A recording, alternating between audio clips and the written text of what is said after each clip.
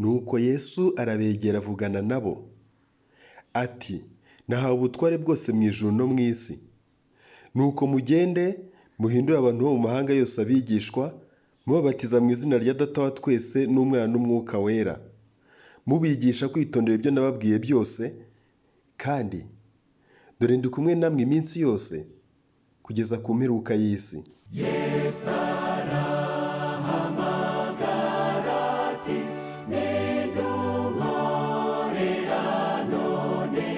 Aya magambo tuyasoma mu butumwa bwiza bwa Yesu uko bwanditswe na Matayo, igice cya 28 guhera ku murongo wa 18 kugeza ku murongo wa 20. Ni inshingano Yesu Kristo yasigiye abamuhisemo bose b'ibihe byose, uhereye ku bigishwa be, abo yabibwiye imbonankubone ubwo yaragiye gukura ibirenge bye hano ku isi, ashoje misiyo yari yaramuzanye yo gucungura inyokomuntu. Avuga aya magambo nk'inshingano ahaye abamuhisemo bose. Muri ibi bihe byacu nitwe turamukiwe gushyira mu bikorwa iyi nshingano.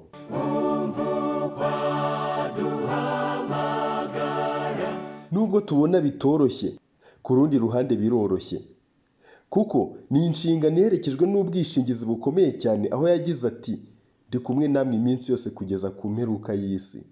Yari abizi ko bitoroshye.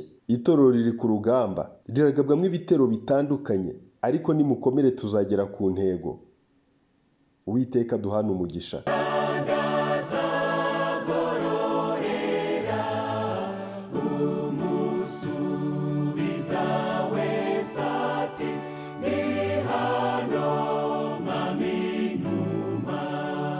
Tumenyereye ko mu itorero ry'Abadivantisiti b'umunsi wa karindwi bafite inshingano y'umwihariko, aho bahamagarira abatuye isi kubaha Uwiteka no kumuhimbaza, kuko bene abo ari bo Kristo ari hafi kugaruka kujyana mu munezero uzira icyasha, muri bwa bwami bwo mu ijuru butazarangwamo ikibi icyo ari cyo cyose. Iyi nkuru dukwiye kuyamamaza uko bishoboka kose, mu buryo bwose ijuru ryatanzemo impano, harimo n'ubu bw'ikoranabuhanga.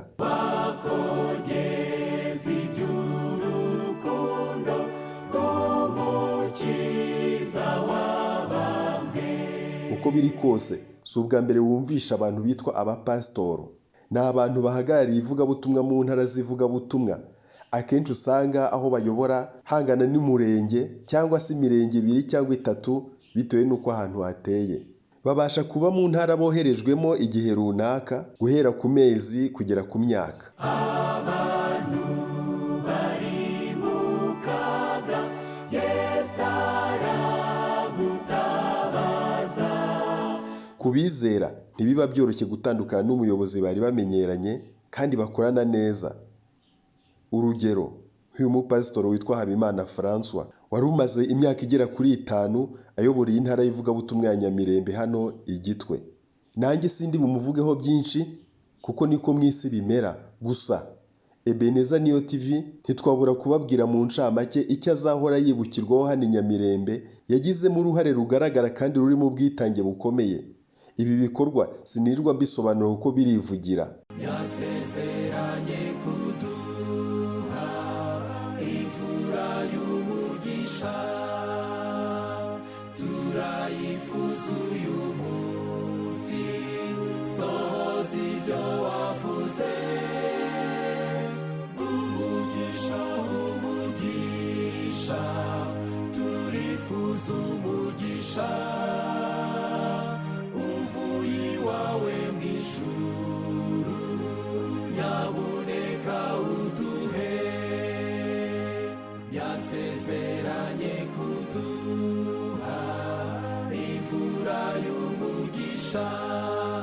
Reka munyemerere muri iki gice cya mbere cy'amakuru agendanye n'iyimurwa ry'uyu mupasitoro, aho avuye mu ntara ya Nyamirembe akaba agiye Musambira.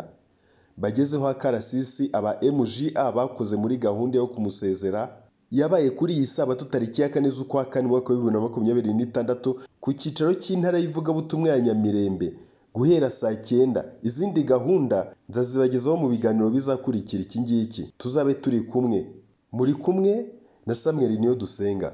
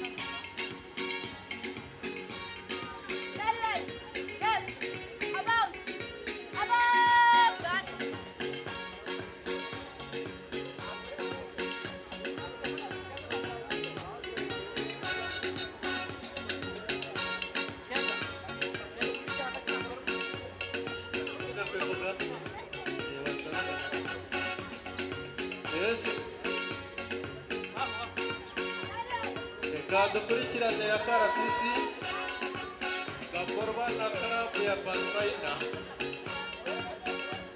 Ni ukuvuga urubyiruko ku myaka y'icumi kugeza kuri 15 nibo dukurikiye bizihiza ibirori kuri ino mbuga nziza y'urusengero. Dukomeze kuryoherwa no gukurikirana uko babikora kandi neza muri gahunda.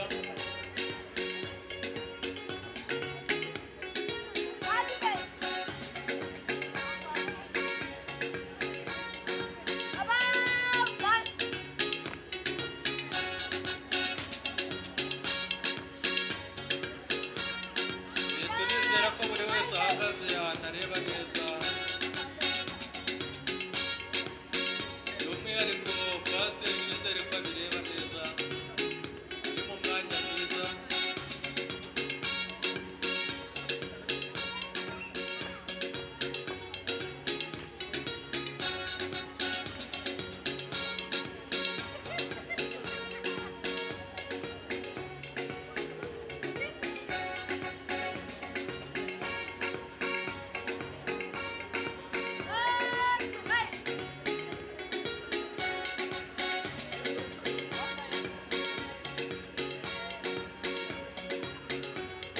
Biyegeranya kugira ngo by'umwihariko basezere ku muyobozi w'intara bari mu kayira hariya hafi ya Fulgence Nyiramuhengera.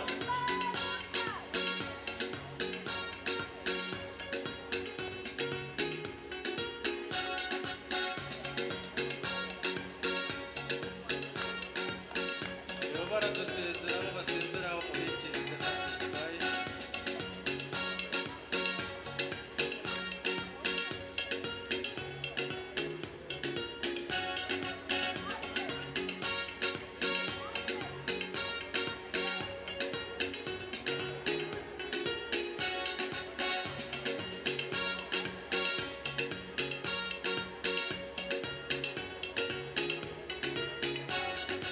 Tukicara neza uko byateguwe